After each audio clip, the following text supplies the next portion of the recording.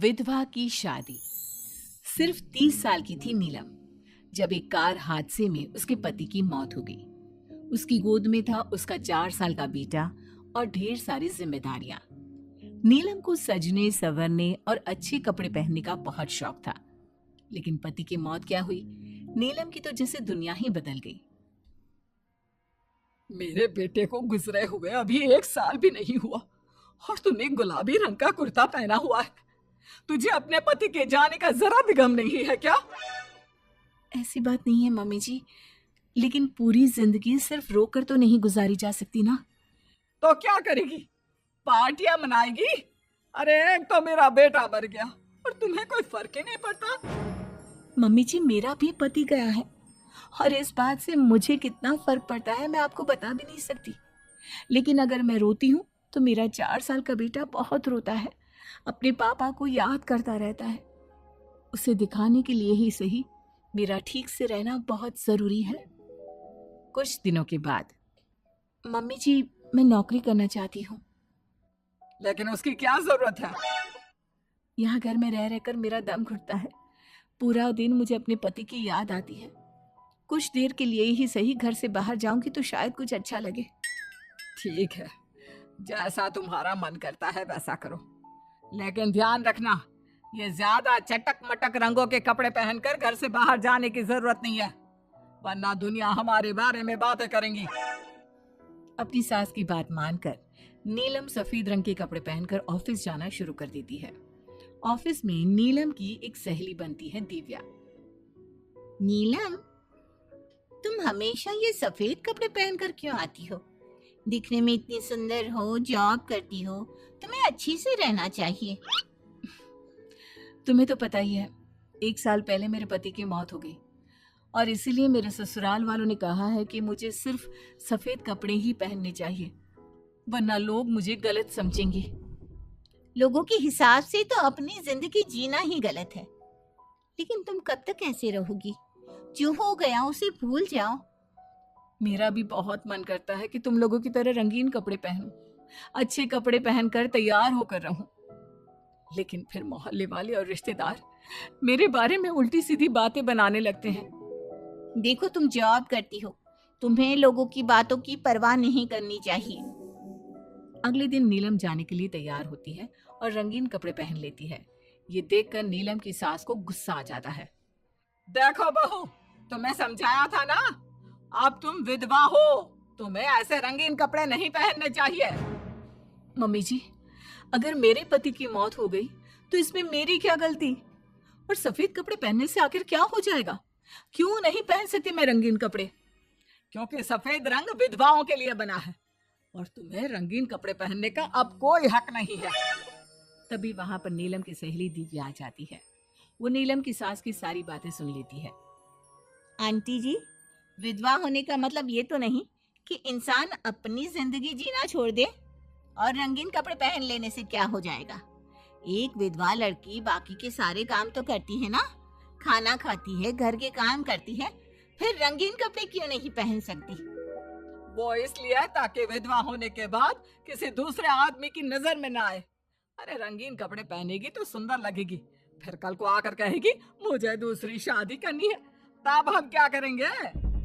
हाँ तो ठीक है ना, इसमें गलत क्या है? एक विधवा को अपनी जिंदगी जीने का पूरा अधिकार होता है, नीलम को भी है। चलो नीलम, तुम यही कपड़े पहनकर मेरे साथ चलो। नीलम रंगीन कपड़े पहनकर अपनी सहेली दिव्या के साथ ऑफिस चली जाती है। कुछ इसी तरह दिन बीतने लगते हैं, लेकिन अब पति के जाने के बाद नीलम बहुत उदास रहने लगी थी। क्या बात है, तुम इतनी उदास क्यों रहती हो? देखो, नए दोस्त बनाने चाहिए, लोगों से बात करनी चाहिए। तुमने देखा ना, कितनी मुश्किल से सफेद रंग के कपड़ों से मुक्ति मिली है, और अब रंगीन कपड़े पहनूंगी, दोस्त बनाऊंगी तो समाज मुझे वैसे ही जीने नहीं देगा। इस मामले में तुम्हें समाज की परवाह नहीं करनी चाहिए नीलम। लोगों का काम क्या है? बातें बनाना ही तो है। कुछ दिनों के बाद नीलम के ऑफिस में एक लड़का आता है। उसका नाम अमर था। वो धीरे धीरे नीलम को पसंद करने लगता है और एक दिन वो नीलम से कहता है, नीलम, तुम मुझे बहुत अच्छी लगती हो, मैं तुमसे शादी करना चाहता हूँ। लेकिन अमर, मैं एक विधवा हूँ और मेरा 4 साल का एक बच्चा भी है। मैं तुमसे शादी नहीं कर सकती। मुझे तुम्हारे विधवा होने से कोई फर्क नहीं पड़ता। मुझे तुम एक अच्छी इंसान लगी और इसलिए मुझे तुमसे शादी करनी है। लेकिन मुझे मेरी फैमिली से इस बात की परमिशन कभी नहीं मिलेगी। तुम उसकी चिंता मत करो, मैं तुम्हारे घर आकर बात करूंगा। कुछ दिनों के बाद अमर नीलम के घर पहुंचता है। नमस्ते आंटी जी, मैं अमर हूँ। मैं आपकी बहू नीलम से शादी करना चाहता हूँ। मुझे तो पहले से पता था।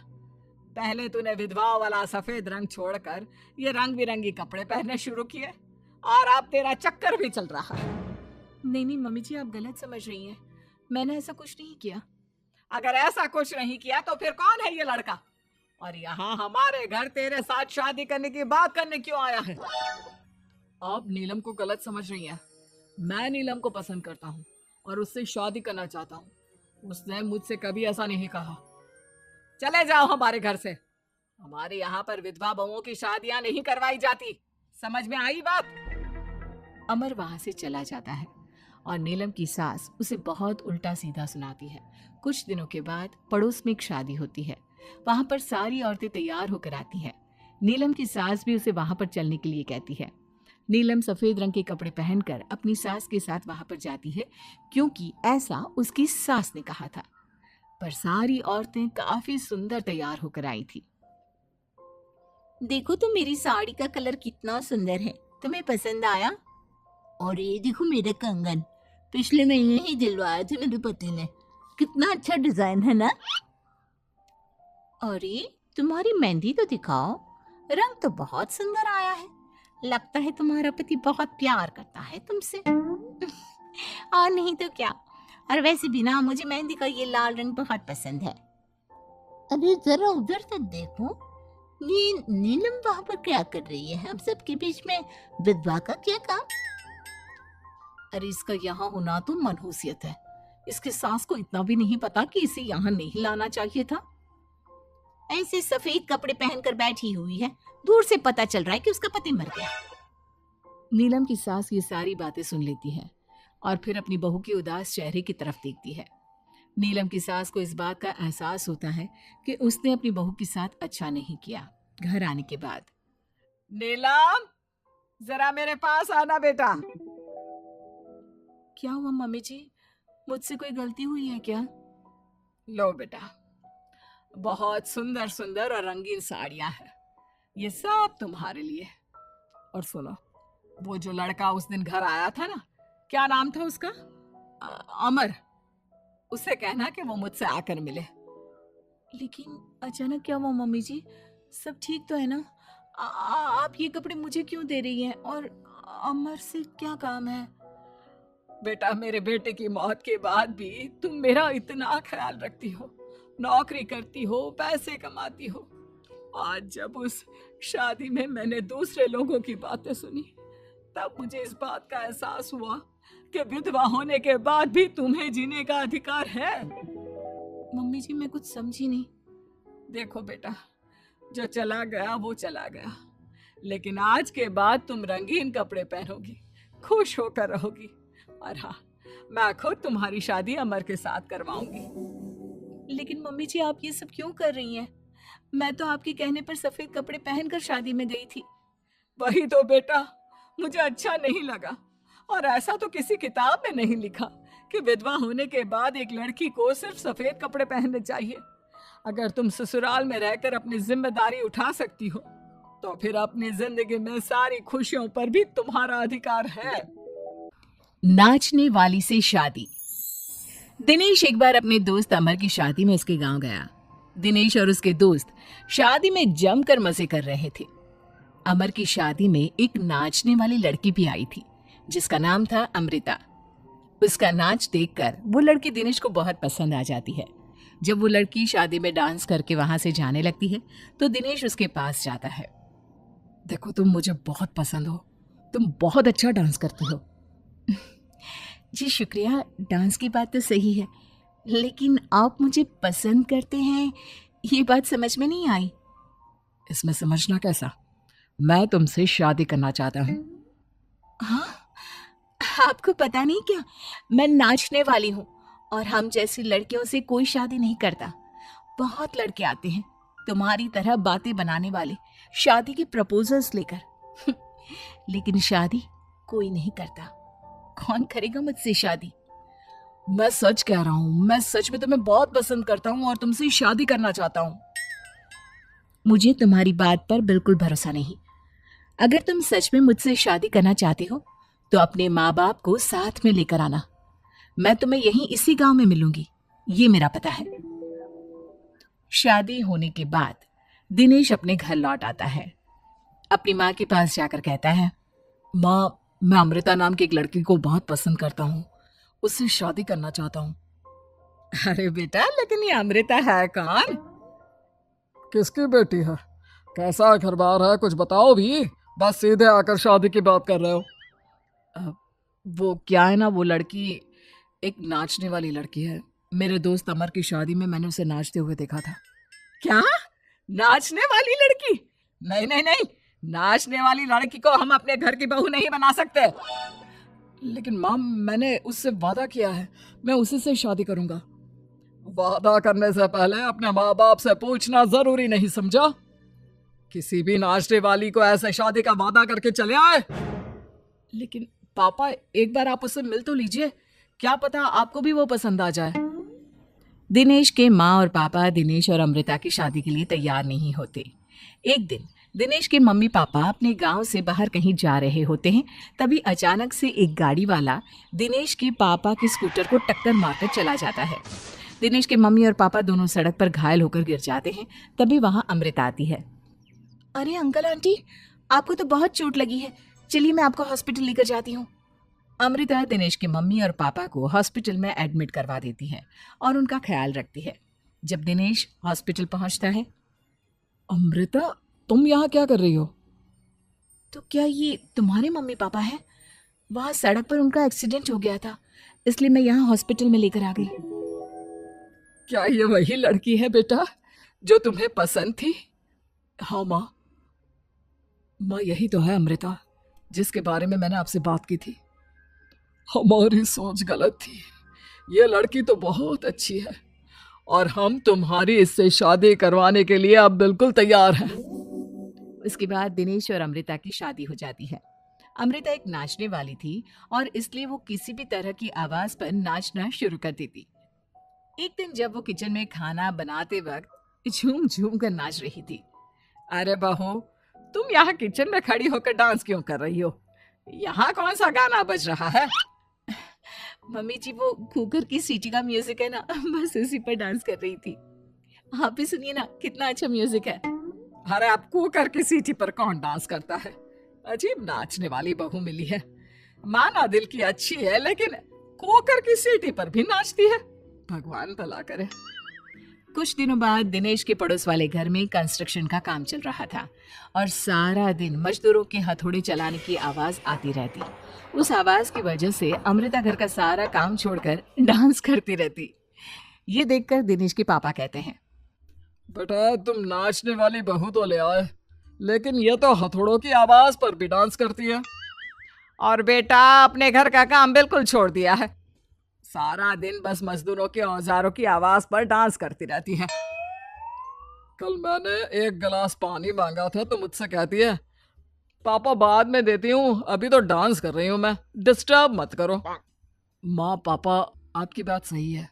अमृता के ऊपर तो डांस करने का नशा कुछ ज्यादा ही सवार हो गया है। लगता है इसके पुराने काम का भूत इसके सिर में फिर से घुस गया है। अरे लेकिन बेटा, हम क्या करें? अब ये पूरा दिन इसी तरह नाचती रहेगी तो कुछ अजीब नहीं लगेगा? एक दिन दिनेश और उसका परिवार जंगल में पिकनिक मनाने जाने का प्लान करता है।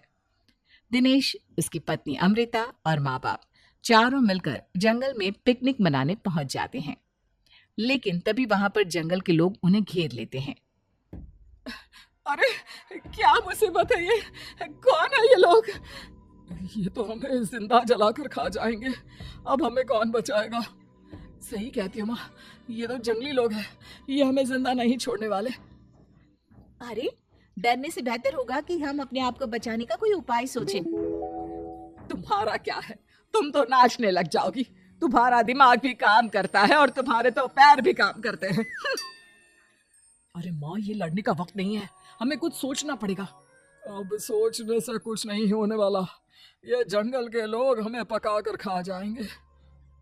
वो जंगली लोग दिनेश और उसके परिवार के हाथ पैर बांधकर उन्हें मारने की तैयारी करने लगते हैं, लेकिन उससे पहले वो आग जलाकर जोर शोर से नाचते हैं।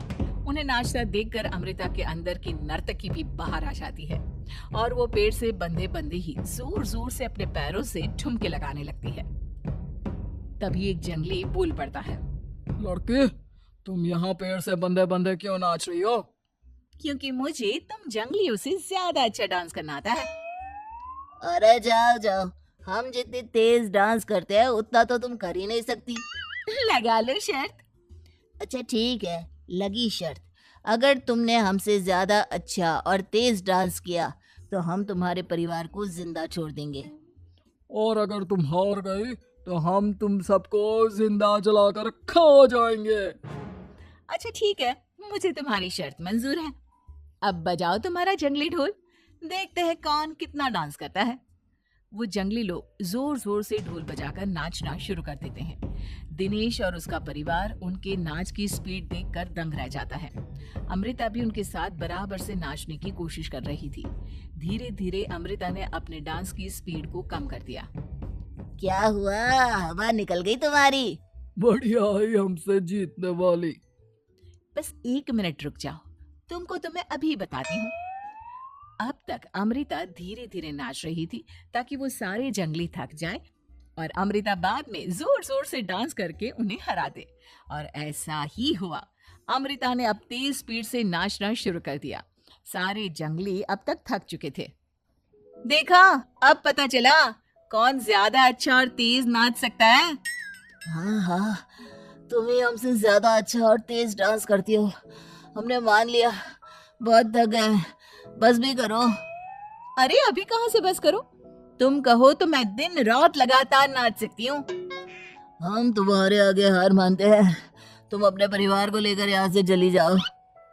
देखा माँ, आज नाचने वाली बहू ने हम सबकी जान बचा ली।